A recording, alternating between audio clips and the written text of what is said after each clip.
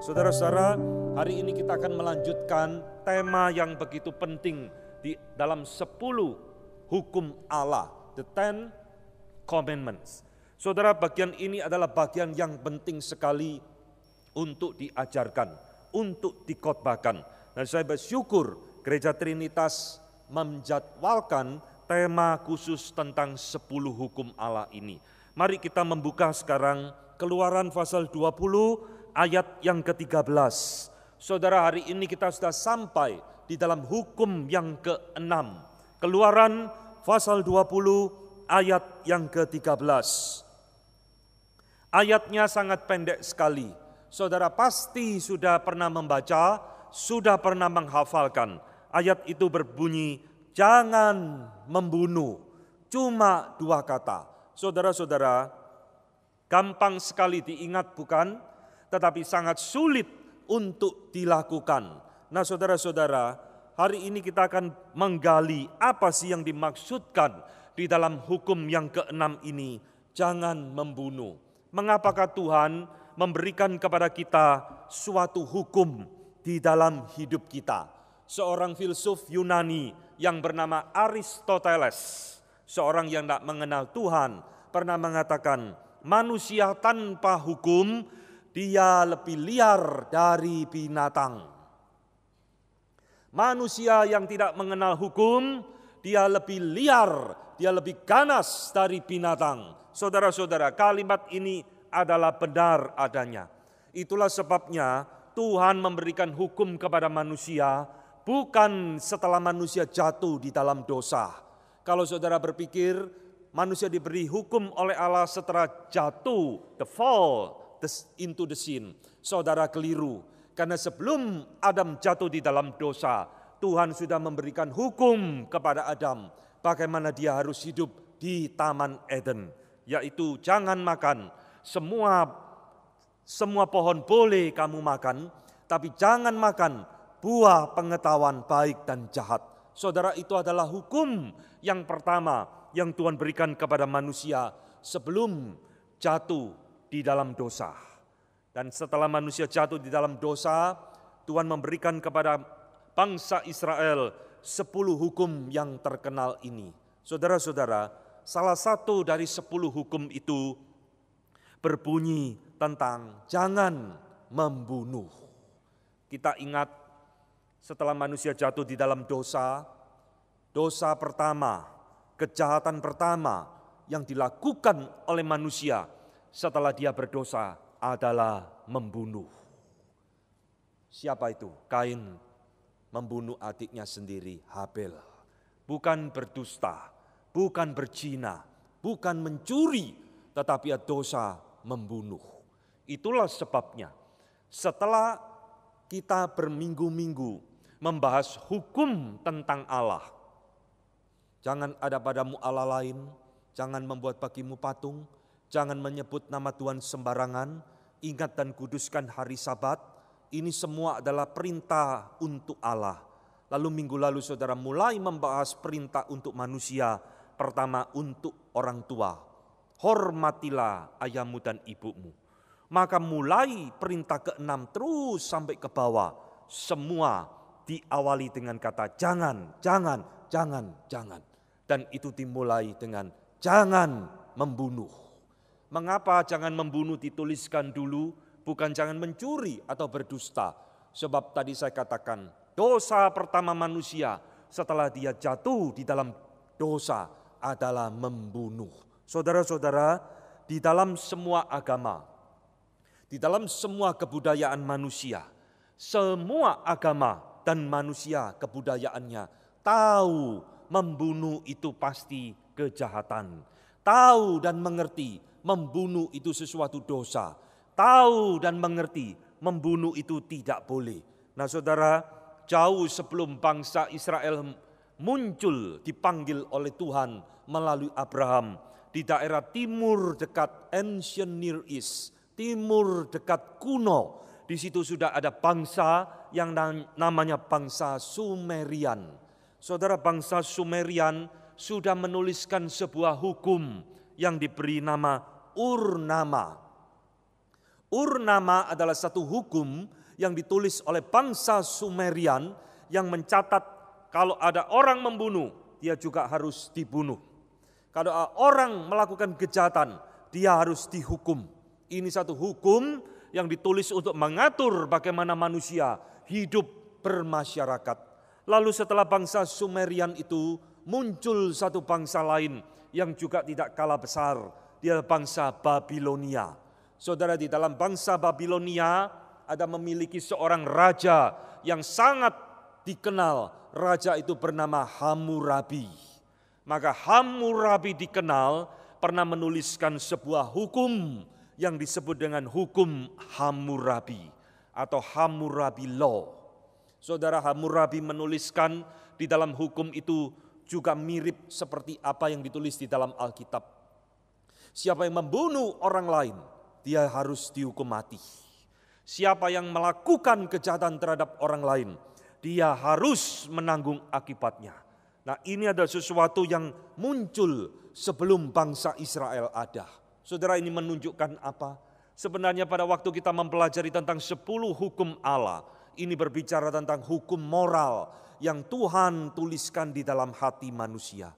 Maka saudara, sebenarnya tanpa Tuhan menuliskan 10 hukum ini pun, orang-orang di dalam dirinya yang terdalam, di dalam batinnya yang terdalam, sudah tahu yang namanya membunuh itu dosa, yang namanya mencuri itu tidak boleh, yang namanya berdusta itu melanggar hukum, yang namanya berzina itu berarti dosa dan kejahatan. Semua agama tahu, semua kebudayaan mengerti.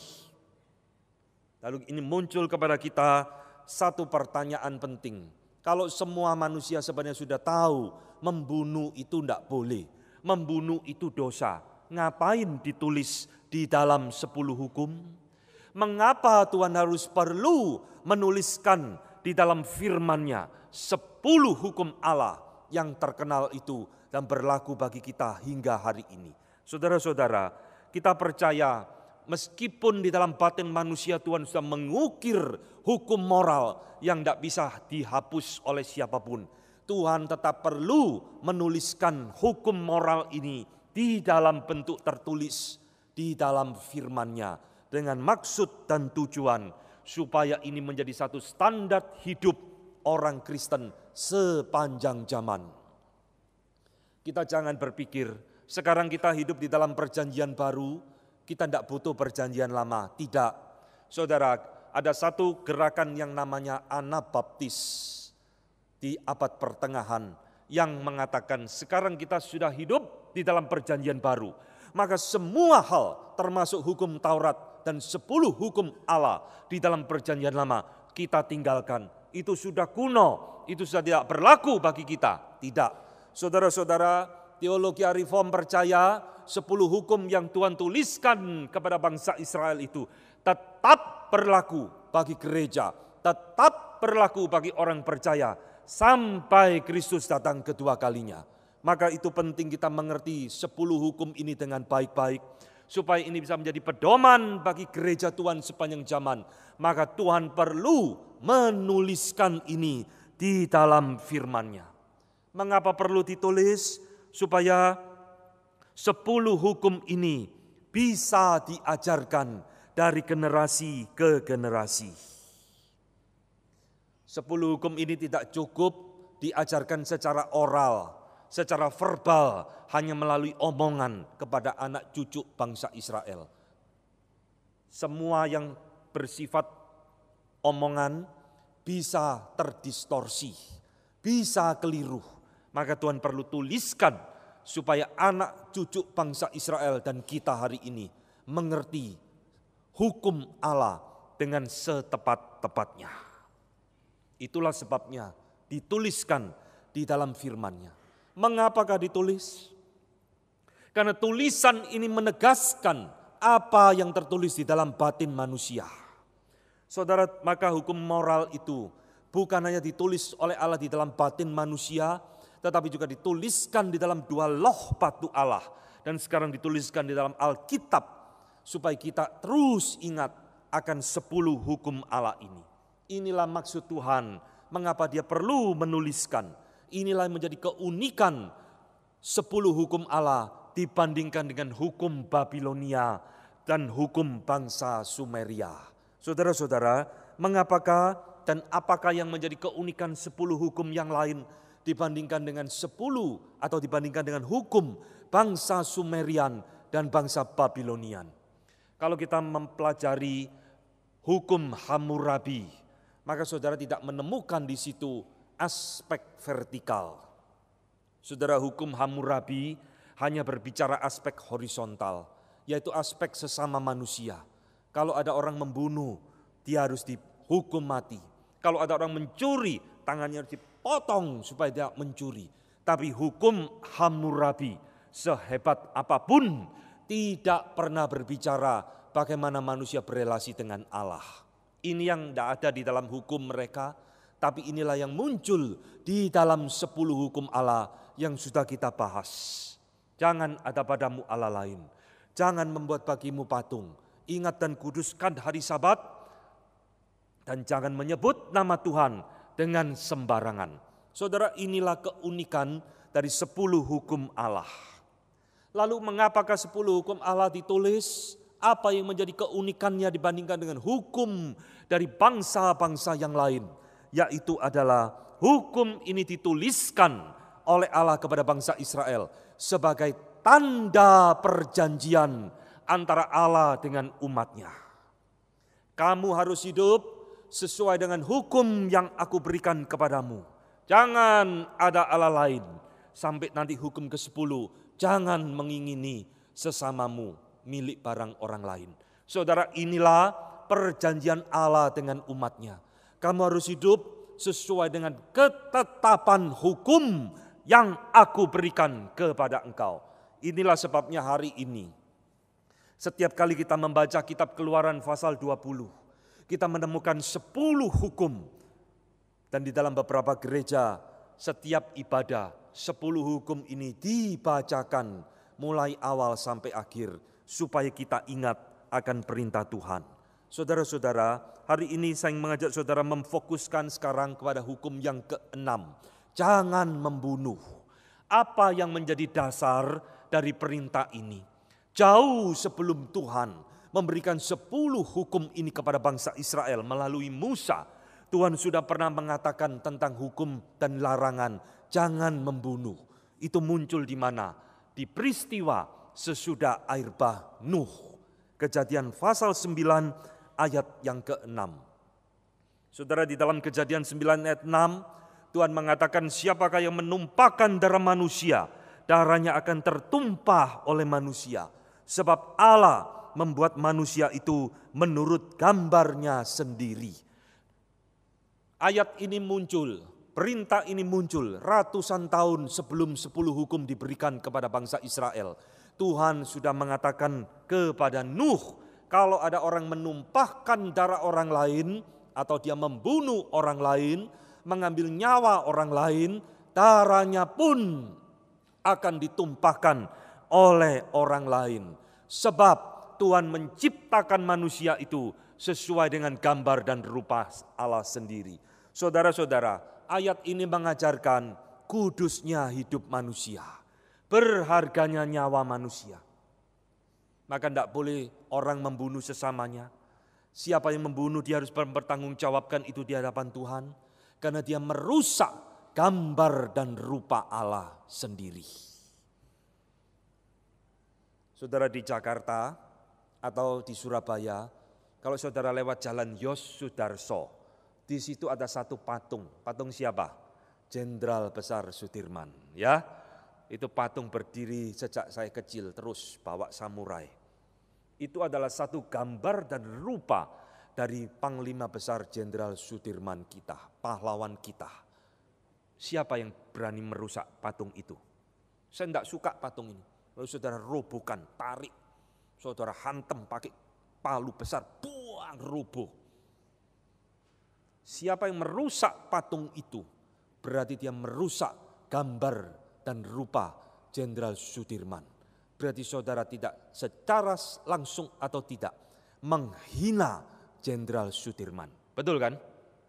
Maka siapa yang membunuh sesamanya, Tuhan ngomong, dia merusak gambar dan rupaku sendiri. Inilah dasar, inilah fondasi mengapa Alkitab melarang kita membunuh sesama orang lain.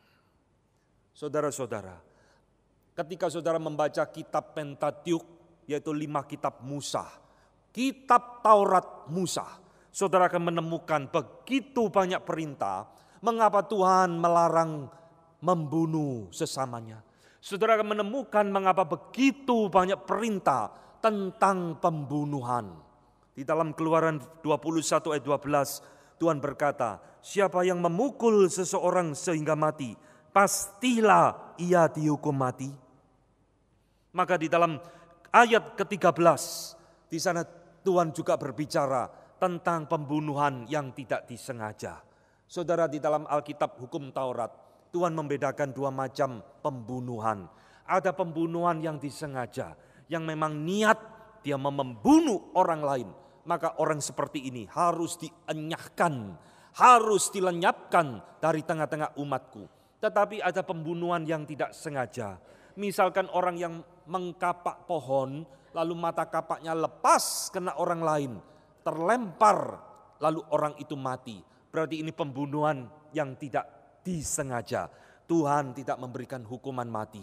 Tetapi orang ini harus pergi ke tempat kota-kota perlindungan supaya mendapatkan pengadilan yang seadil-adilnya bagi dia. Saudara-saudara, apa yang membedakan 10 hukum tentang jangan membunuh dengan perintah di dalam hukum bangsa Babilonia dan bangsa Sumeria?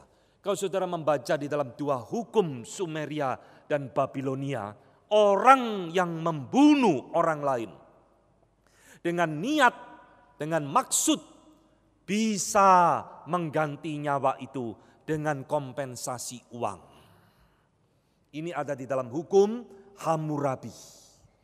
Oh, kamu membunuh dia, kamu harus ganti sekian mata uang untuk mengganti nyawanya.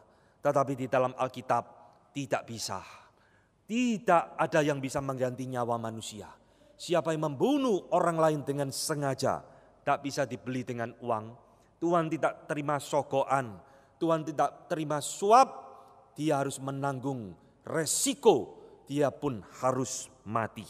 Ini bicara tentang the sanctity of life, kudusnya hidup manusia, berharganya hidup manusia. Saudara, itulah sebabnya di dalam hukum Taurat Tuhan pernah mengatakan, kalau ada lembu orang, sapi orang yang lepas liar, nyerodok orang lain, sampai mati, maka lembu itu pun harus dilempar batu sampai mati. Tapi pemiliknya tidak dihukum mati. Tapi kalau pemiliknya membiarkan sapi itu terus-menerus nyeruduk orang lain sampai jatuh korban terus, dan dia membiarkan, maka sapinya harus dihukum mati dan pemiliknya harus dihukum mati. Saudara akan menemukan ayat-ayat yang menyangkut tentang nyawa manusia begitu banyak di dalam Perjanjian Lama, dan Tuhan menghargai hidup manusia. Saudara-saudara, saya harap ilustrasi sedikit ini boleh membawa kita mengerti sebagai pembukaan. Oh, ternyata perintah jangan membunuh ini begitu dalam. Tuhan mencintai nyawa manusia yang diciptakannya sendiri menurut gambar dan rupa Allah sendiri. Saudara-saudara, maka bagaimana sekarang kita mengerti akan perintah ini? Apa sih yang dimaksud dengan perintah jangan membunuh ini? Mungkin di antara kita di dalam ruangan ini, tidak ada satu orang pun yang pernah merasa melanggar perintah ini. Oh, saya puji Tuhan orang baik-baik. Saya paling-paling bunuh nyamuk kok. Paling banter bunuh tikus. Tidak pernah saya bunuh yang lain. Apalagi bunuh manusia, tidak pernah. Saya orang yang cukup baik, tidak pernah melanggar perintah ini. Betulkah demikian? Belum tentu. Saudara-saudara, hari ini saya mengajak saudara mengerti satu prinsip penting di dalam mentafsirkan 10 hukum Allah ini. Seorang bapak reformator yang bernama John Calvin, di dalam tafsirannya tentang 10 hukum Allah ini memberikan kepada kita prinsip tentang menafsir 10 hukum yang begitu penting. Sekarang saya mau bagikan kepada saudara. Prinsip itu adalah prinsip yang namanya sinekdoki. Silakan ditampilkan, saya membuat PowerPoint-nya khusus untuk istilah ini. Saudara, sinekdoki itu apa? Sinekdoki adalah satu istilah yang menunjukkan bahwa di balik sebuah perintah, di balik sebuah larangan, itu mencakup perintah dan larangan yang lainnya. Maka saudara kalau mau mengerti 10 hukum Allah, saudara harus mengerti prinsip ini. Karena prinsip ini berlaku mulai hukum pertama sampai hukum yang terakhir. Saudara, saya berikan contoh, saudara sudah mendengar khotbah tentang hukum yang kedua. Jangan membuat bagimu patung apapun yang menyerupai apapun untuk disembah. Di situ ada kata patung, bukan? Lalu saudara ngomong, oh saya tidak sembah patung, tapi saya sembah gambar, saya sembah foto, saya sembah lukisan. Berarti saya tidak melanggar perintah kedua dong. Tetap melanggar. Kenapa melanggar? Yang dituliskan patung, bukan lukisan, bukan ukir-ukiran, bukan yang lainnya. Karena patung di situ adalah sinekdoki. Ngerti? Tuhan tidak tulis satu persatu, jangan membuat bagimu patung, gambar, lukisan. Alkitabmu bisa tebel, tidak selesai-selesai bacanya. Maka Tuhan pakai sinekdoki. Patung itu untuk mewakili semua hal. Jangan ada padamu Allah lain di hadapanku. Oh, puji Tuhan, saya tidak sembah dewa-dewa kok. Di rumah saya tidak ada berhala kok. Saudara jangan pikir hukum pertama itu hanya menyangkut dewa-dewa. Tidak. Jangan ada padamu Allah lain. Itu juga bersifat sinekdoki. Karena yang menjadi Allah di dalam hidup kita tidak selalu dewa. Hartamu bisa jadi ilah. Keluargamu bisa menjadi ilah. Pekerjaanmu bisa menjadi ilah. Karirmu, anakmu, suamimu bisa menjadi berhala di dalam hidupmu. Maka itulah pengertian sinekdoki yang begitu penting ketika kita mau mempelajari tentang 10 hukum Allah. Termasuk hukum yang ke-6 ini. Maka saudara, kalau kita mengerti prinsip ini, sekarang kita tidak boleh sempit membaca hukum yang ke-6. Oh, saya tidak pernah bunuh. Saya cuma bunuh nyamuk, bunuh tikus, bunuh kecoa. Saya tidak pernah bunuh siapapun. Belum tentu. Karena perintah membunuh di sini bukan berarti membunuh secara jasmani tok, bukan membunuh secara fisik tok, tetapi membunuh di dalam aspek yang lainnya, sinekdoki. Saudara-saudara, hari ini mungkin kita bukan jadi pembunuh manusia secara fisik. Kita tidak pernah tusuk orang, kita tidak pernah tembak orang, kita tidak pernah ngeracuni orang, kita tidak pernah ngebom orang, tapi mungkin kita membunuh di dalam aspek yang lainnya. Apa itu saudara? Saudara, mungkin kita membunuh orang, membunuh nama baiknya dia. Seorang yang menyebar fitnah, seorang yang menyebar gosip, seorang yang menyebar berita hoax tentang orang lain, menjelekkan orang lain, memfitnah orang lain, dia sudah melanggar perintah ini. Dia membunuh nama baik orang lain. Maka saudara hati-hati ya, perintah ini tidak sesempit, perintah ini tidak sesederhana yang kita pikirkan. Mungkin melalui mulut kita sudah membunuh orang lain. Si A begini, si B begitu. Sebarkan gosip, sebarkan isu yang mungkin kita sendiri tidak tahu kebenarannya. Pokoknya di forward ke sini, ke sana dan sebagainya. Si A selingkuh dengan si B makan uangnya si A dan si C dan sebagainya. Sebarkan, kita membunuh karakter orang lain. Saudara-saudara, jangan anggap remeh dosa ini. Di awal gereja berdiri, kekristenan seringkali menjadi korban pembunuhan nama baik kekristenan. Bapak Gereja Tertulian mengatakan mereka menuduh kita, menuduh orang Kristen, menuduh gereja melakukan pembunuhan terhadap bayi-bayi, dan melakukan incest, yaitu saudara kawin dengan saudara yang lain. Ini fitnah yang disebarkan untuk menjatuhkan nama kekristenan. Dan di dalam zaman Kaisar Nero, sebelum Nero membakar kota Roma, membunuh orang Kristen, dia menyebarkan fitnah terlebih dahulu. Nah, fitnah itu apa? Fitnah yang disebarkan adalah orang Kristen adalah iman atau iman Kristen adalah agama yang mengajarkan kanibalisme. Dari mana? Ke Yesus pernah ngomong, inilah tubuhku, makanlah dan minumlah. Maka itu dijadikan berita hoax di dalam zaman Kaisar Nero. Kekristenan mengajarkan kanibal, tahu ya kanibal ya, makan sesama daging manusia. Kekristenan mengajarkan kanibalisme, ini ajaran sesat, ini ajaran berbahaya. Maka berita itu menjadi hoax dan akhirnya kota Roma dibakar, orang Kristen dibunuh oleh Kaisar Nero. Saudara-saudara, kita mungkin tidak membunuh orang secara fisik, tapi mungkin setiap hari mulut kita membunuh orang lain. Setiap hari mulut kita merusak nama orang lain. Kita merasa tidak sadar, kita merasa baik-baik saja. Perintah ini mengatakan kepada kita, jangan membunuh. Berarti termasuk membunuh karakter orang lain, merusak nama orang lain. Sesuatu yang keliru, jangan kita lakukan. Berarti kita secara tidak sadar, tidak langsung membunuh karakter, membunuh masa depannya dia, membunuh karirnya dia, membunuh usahanya dia, melalui dan melanggar perintah ini. Saudara-saudara, sudah cukup di sana? Tidak. Perintah ini bukan sekedar membunuh secara jasmani. Perintah ini juga bukan membunuh sekedar nama baik. Perintah ini larang jangan membunuh, termasuk membunuh jiwa orang lain. Bagaimana ya membunuh jiwa orang lain? Saudara-saudara, kita yang jadi orang tua, kalau engkau tidak memberi contoh dan teladan kepada anak-anakmu, engkau sedang membunuh jiwa mereka. Anak yang tiap hari lihat papa mamanya bertengkar.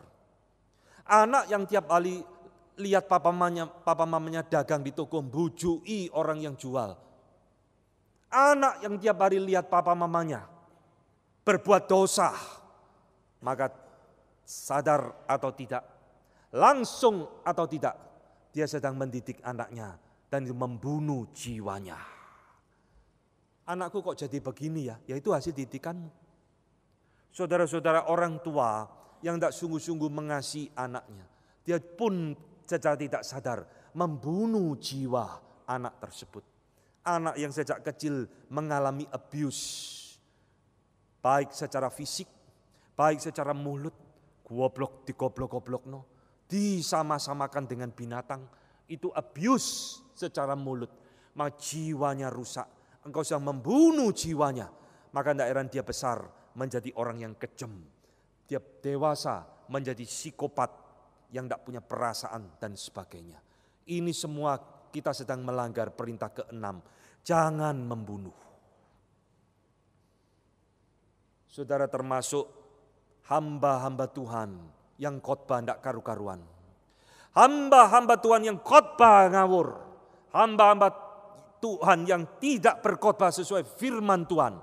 Dia sedang membunuh jiwa domba-domba Allah. Yang memberi makanan firman yang tidak karu-karuan. Memberikan pengajaran yang sesat dan menyimpang. Tertanam sedikit masuk. Dia sedang membunuh jiwa domba-domba Allah.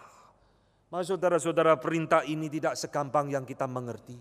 Kita mungkin hafal sejak sekolah minggu, tapi mungkin baru hari ini kita mengerti. Perintah ini begitu dalam. Jikalau aplikasi dari perintah jangan membunuh ini begitu luas, mungkin setiap kita di dalam ruangan ini, termasuk saya, kita seorang pembunuh di hadapan Tuhan. Ngerti ya?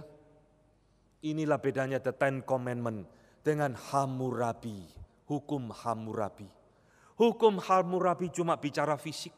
Siapa yang mencuri tangannya dipotong, siapa yang ini matanya dicongkel, siapa yang paling membunuh berat ya dibunuh. Berhenti sampai di aspek itu tok. Tapi 10 hukum Allah melampaui secara fisik, membunuh bukan hanya jasmani. Membunuh bisa nama baik orang, karakter orang, membunuh bisa jiwa orang yang kita benci dan sebagainya. Saudara-saudara, seorang Puritan, yaitu seorang teolog yang bernama Thomas Watson di dalam abad 16 mengatakan di dalam buku tafsirannya The Ten Commandments, dia mengatakan sebenarnya membunuh ada 12 macam cara manusia membunuh sesamanya. Dan saya tidak memberikan semua, tapi saya memberikan 5 saja yang utama bagaimana kita membunuh sesama kita. Saudara Thomas Watson mengatakan, pertama, orang bisa membunuh melalui tangannya. Ini seperti Kain membunuh Habil. Saudara, memang di dalam Alkitab tidak dikatakan dengan jelas Kain membunuh Habil dengan tangannya, tapi saya yakin Kain membunuh Habil dengan tangannya. Yoab membunuh Abner juga dengan pedang pakai tangan. Dan inilah kebanyakan manusia membunuh sesamanya pakai tangan. Apapun itu, mau pakai senjata, pakai pistol, meracun, semua rata-rata memakai tangan. Tapi saudara, apakah tangan tok yang menjadi alat pembunuhan bagi manusia? Tidak. Thomas Watson mengatakan kita bisa membunuh orang lain dengan pikiran kita. Di dalam 1 Yohanes 3:15, Yohanes ngomong, setiap orang yang membenci saudaranya adalah pembunuh manusia. Saudara-saudara, ayat ini adalah ayat yang luar biasa. Kalau di dalam hatimu ada kebencian terhadap orang lain, engkau sudah menjadi pembunuh bagi dia. Yesus Kristus berkata, siapa yang marah kepada orang lain tanpa alasan yang jelas, dia sudah membunuh orang itu. Dan ketiga, Thomas Watson mengatakan, kita bisa membunuh orang lain pakai mulut kita. Saudara-saudara, sebelum Tuhan Yesus disalib, dia sudah dibunuh terlebih dahulu nama baiknya. Orang ini menghujat Allah, orang ini menghina Allah, orang ini mengaku dirinya adalah raja. Maka saudara lihat, sebelum Tuhan Yesus dibunuh secara fisik, dia sudah dibunuh secara nama dan karakternya. Maka Tuhan Yesus sebenarnya mengalami 2 kali pembunuhan. Satu pembunuhan nama baiknya dia, baru pembunuhan secara fisik di atas kayu salib. Orang-orang Yahudi, orang-orang Farisi yang iri, yang benci kepada Tuhan Yesus, sebelum membunuh Tuhan Yesus secara fisik, membunuh secara nama baik, membunuh karakter daripada Kristus, dan memakai mulut untuk menyebarkan fitnah kepada Tuhan Yesus. Yang keempat, Thomas Watson mengatakan, orang bisa membunuh tidak pakai tangan, tidak bisa membunuh tidak pakai pikiran, bisa membunuh tidak pakai mulut. Dan keempat dia katakan, pakai tulisan, pakai ballpoint, pakai pena. Inilah yang dilakukan oleh Daud membunuh Uria, suami dari Batsheba, wanita yang dia tiduri. Maka ketika Batsheba hamil, Daud bingung, celaka loh hamil. Bukan biasanya kalau cerita di televisi yang dibunuh yang wanita hamilnya, betul ya? Daud enggak, beda dia, yang dibunuh suaminya. Maka dia tulis perintah kepada jenderalnya. Enggak pakai omongan, enggak pakai pedang, cukup tulis. Tempatkan Uria berperang paling depan supaya mati.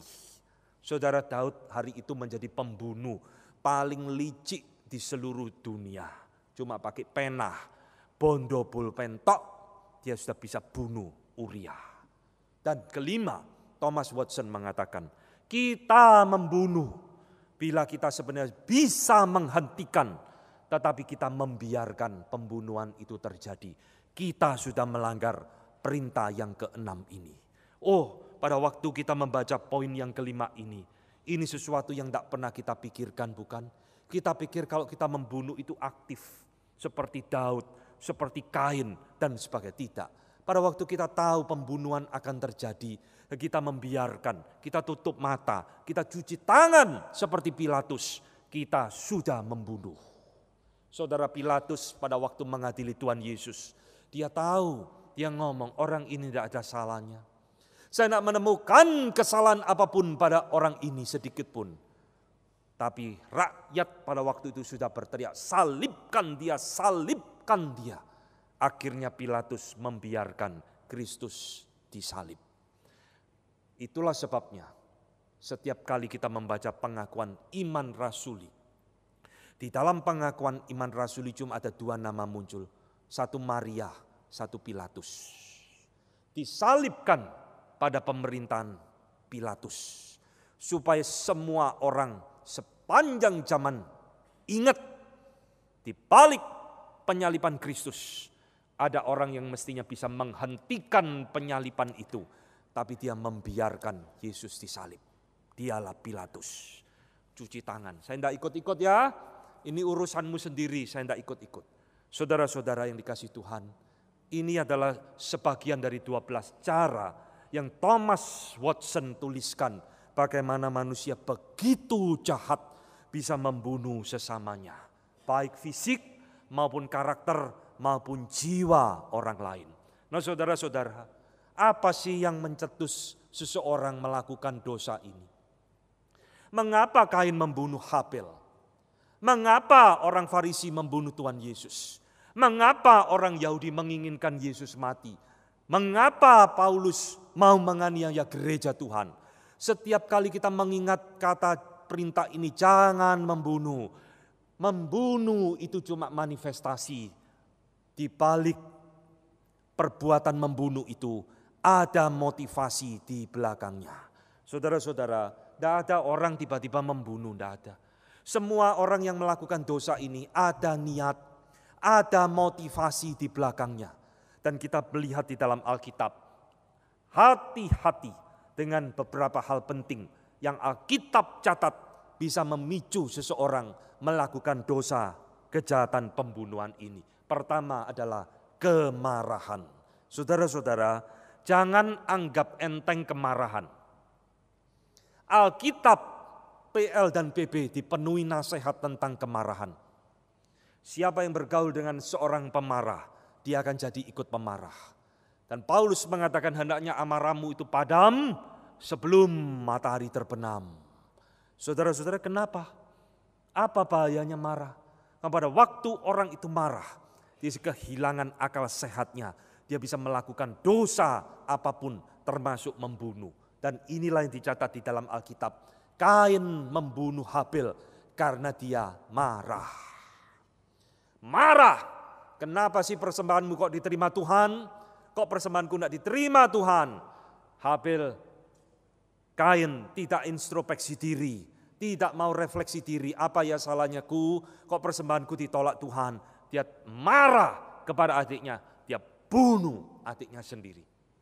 Saudara-saudara, hati-hati. Itulah sebabnya kita harus bisa mengendalikan yang namanya kemarahan di dalam diri kita. Seorang mama yang marah karena anaknya tidak bisa diam, nangis. Akhirnya bunuh anaknya sendiri. Tutup pakai bantal, mati. Setelah diinterogasi polisi, kenapa? Saya jengkel Pak. Anaknya nangis, tidak bisa diam.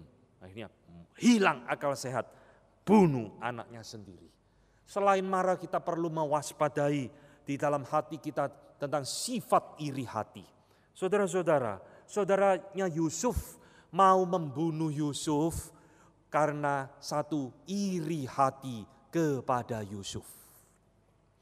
Yusuf kok enak diperlakukan istimewa oleh papa. Kita suruh gembalakan, kepanasan tiap hari, kepanasan menggembalakan domba, dia di rumah enak-enak, kasih baju yang mahal bermerek-merek, maka iri hati itu akhirnya membuat saudara-saudara Yusuf merancang satu rencana, kita bunuh adik kita. Hanya akhirnya Ruben yang membatalkan, jangan bunuh, masukkan sumur saja, supaya dia dijual kepada orang lain. Nah saudara, hati-hati ya, Jangan anggap enteng kemarahan, jangan anggap enteng iri hati kepada siapapun, kepada saudara sendiri, kepada saingan bisnismu, dan lain-lain. Jangan biarkan amarah, iri hati muncul. Lalu ketiga, apa yang menyebabkan orang begitu niat membunuh, yaitu kebencian, hatred. Saudara-saudara, orang Yahudi, ahli Taurat, benci setengah mati dengan Tuhan Yesus. Karena Tuhan Yesus dianggap sebagai saingan bagi mereka. Caranya bagaimana? Orang ini harus dilenyapkan. Mau dengan fitnah, mau dengan tipuan, saksi palsu. Pokoknya Tuhan Yesus harus dienyahkan. Maka ini menjadi motivasi terbesar bagi orang Yahudi dan ahli Taurat untuk membenci, untuk membunuh Tuhan Yesus. Dan saudara, serakah adalah yang keempat. Mengapa orang membunuh orang lain? Ahab punya satu sifat serakah, mau menginginkan kebun anggur milik Nabot di sebelah istananya dia. Saudara, menurut hukum Yahudi, tanah itu warisan dari leluhur, tidak boleh dijual. Harus diturunkan kepada anak. Maka Nabot tidak mau jual kebun anggurnya. Akhirnya istri dari Ahab cari akal. Bagaimana supaya dapat kebun anggur itu? Sebarkan fitnah tentang Nabot. Akhirnya Nabot dibunuh dan direbut kebun anggurnya. Kenapa? Karena serakah. Bisnismen besar yang tidak memiliki hati yang takut kepada Tuhan. Dia mungkin bisa bunuh orang lain. Bukan fisiknya, tapi usahanya. Dihancurkan karena satu sifat keserakaan. Ini yang keempat. Dan yang kelima mungkin saudara tidak pernah pikirkan. Mengapa orang bisa membunuh orang lain? Karena menolak orang lain. Saudara-saudara, kenapa teroris membunuh orang lain? Teroris membunuh, mengebom karena satu sifat penolakan di dalam dirinya. Kamu bukan saudaraku, kamu musuhku, kamu harus dibunuh. Maka itu mereka ngebom, membunuh orang-orang yang dianggap kafir. Saudara-saudara, itulah sebabnya saya percaya setiap orang yang melakukan aborsi atau pengguguran janin, dia sedang melanggar hukum yang keenam ini. Banyak orang tanya, bicara masalah etika, Pak, aborsi itu boleh atau tidak? Tidak boleh. Loh, di dalam Alkitab kan tidak ada perintah dilarang aborsi, tidak ada. Memang tidak ada. Tetapi pada waktu kita melakukan aborsi, itu sinekdoki sudah tercantum, termasuk di dalam hukum yang keenam ini. Jangan membunuh. Dan kelima, terakhir, kita bisa membunuh karena kasihan. Ini di dalam konteks eutanasia. Saudara-saudara, eutanasia ada satu isu yang penting di dalam masalah medical ethics atau etika kesehatan. Kita tidak bahas hari ini tentang hal itu hari ini, tapi saya ingin menyinggung sedikit tentang hal ini. Banyak orang melihat papanya sakit, dikasih obat tidak sembuh, tapi juga enggak dipanggil-panggil Tuhan, statusnya ngambang, gak sadar lagi sudah koma. Ini hidup atau mati, tidak jelas. Secara medis masih hidup, secara relasi sudah mati, diajak ngomong tidak nyaut dan sebagainya.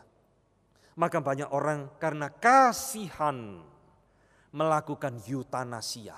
Sakno, daripada gini hidupnya menderita, silakan disuntik mati, kasih suntikan racun supaya mati.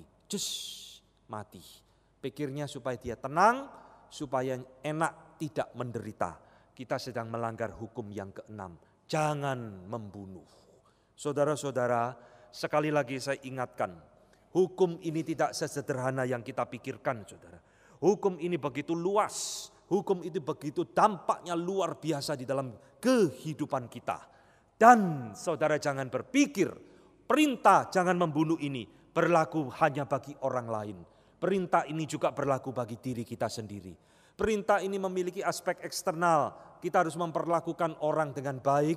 Sekaligus perintah ini berlaku internal. Memperlakukan diri sendiri dengan sebaik-baiknya. Mengapa demikian? Karena banyak orang tidak sadar. Dia sedang membunuh dirinya sendiri. Saudara, kalau kita memiliki gaya hidup yang tidak sehat, mengapa sekarang banyak pemuda, remaja, masih muda sudah sakit lever, masih muda sudah cuci darah, ginjalnya rusak, kan gaya hidupnya sudah tidak karu-karuan. Pepatah Inggris mengatakan, a man dig his own grave by his own spoon. Orang menggali kuburnya sendiri, pakai sendoknya sendiri. Ngerti? Apa maksudnya?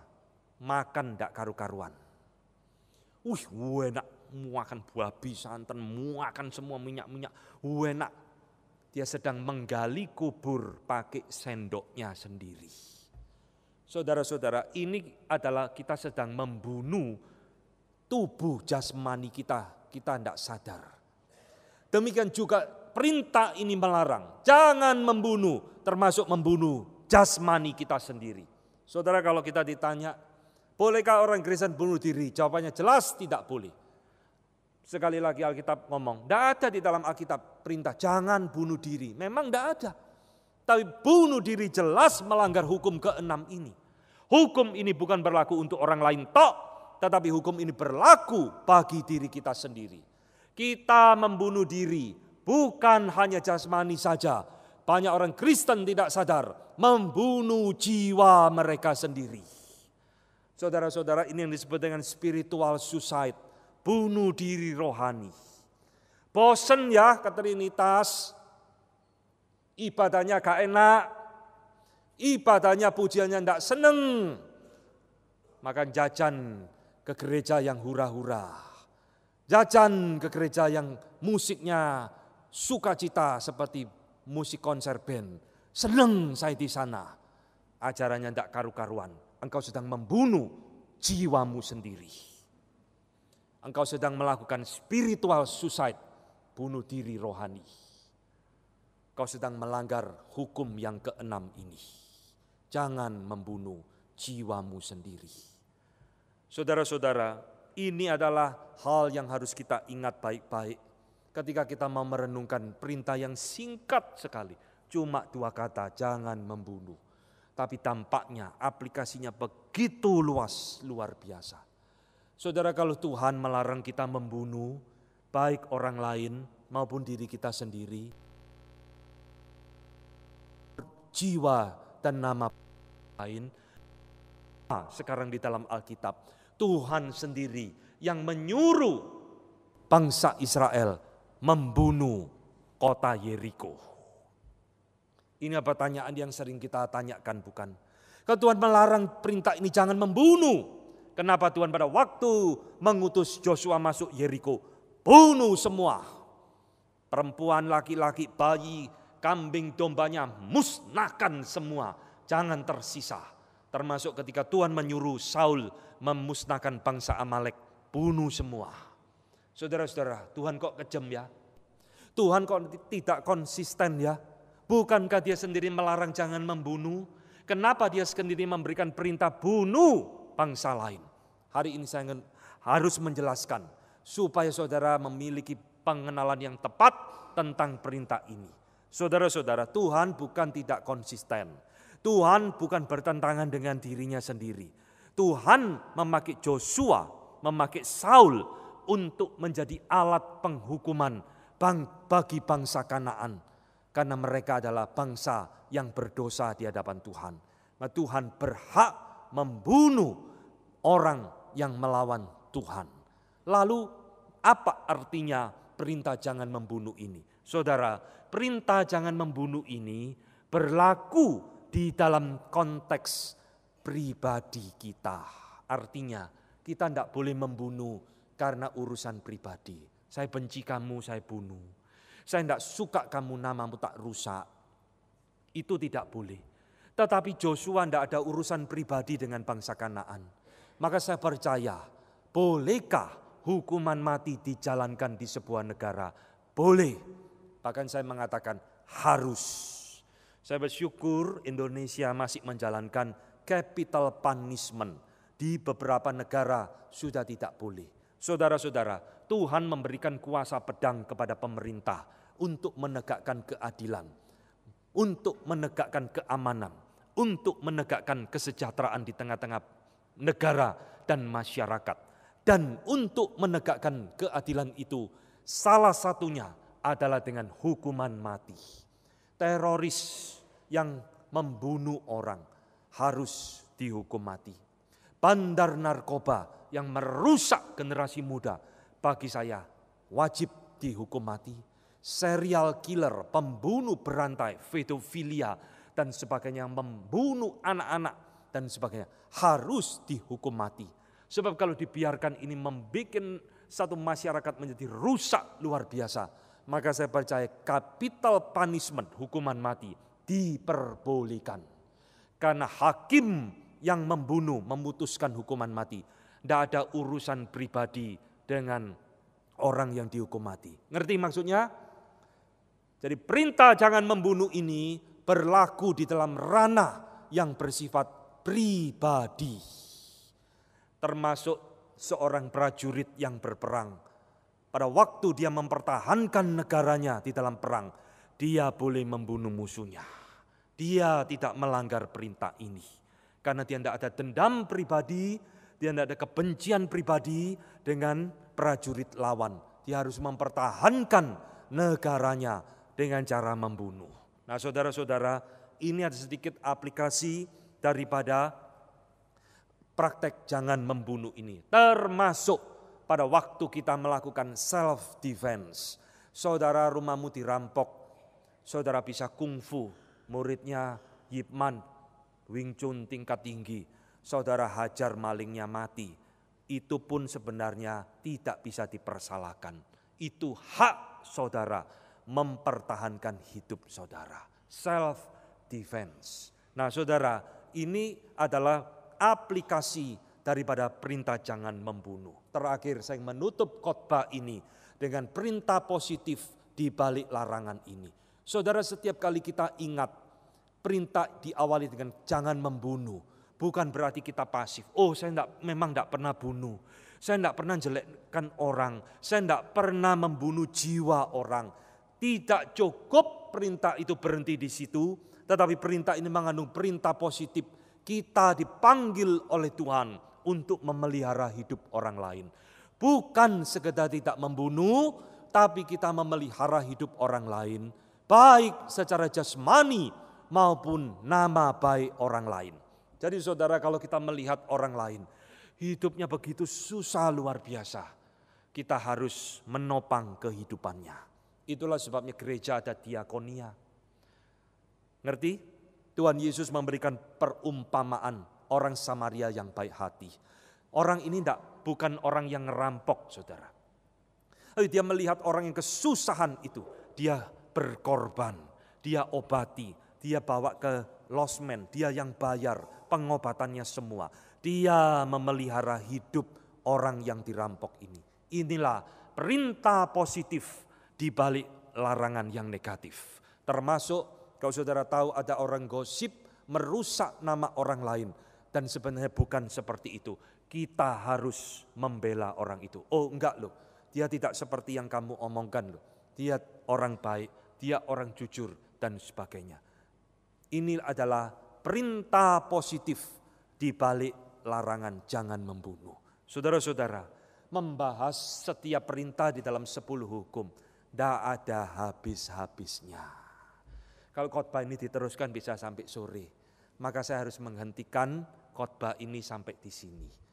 Firman Tuhan, kalau saudara mau gali, indah luar biasa saudara. Amin ya. Biarlah firman Tuhan hari ini boleh menjadi berkat bagi saudara, mengingatkan, oh kalau saya selama ini sudah membunuh orang lain, mungkin bukan dengan tangan, tapi dengan mulutku, dengan pikiranku, biar kita menjadi bertobat, kita mau menjadi orang Kristen yang taat kepada 10 hukum Allah ini. Mari kita tunduk kepala, kita menenangkan diri di hadapan Tuhan. Saudara sekalian, mari kita mengambil sikap hening di hadapan Tuhan. Setiap dari saudara refleksi masing-masing di hadapan Tuhan setelah mendengarkan firman hari ini. Mungkin kita tidak sadar, setiap hari kita ini jadi pembunuh di hadapan Tuhan. Membunuh dengan mulut, membunuh dengan alat-alat yang lain, membunuh dengan pikiran kita. Mari kita menenangkan diri meminta ampun kepada Tuhan.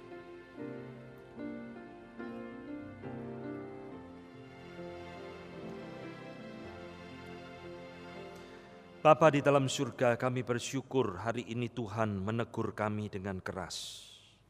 Firman, perintah di dalam 10 hukum yang mungkin sejak kecil kami sudah hafalkan di luar kepala kami. Tetapi kami juga sejak kecil mungkin sudah berulang kali melanggarnya.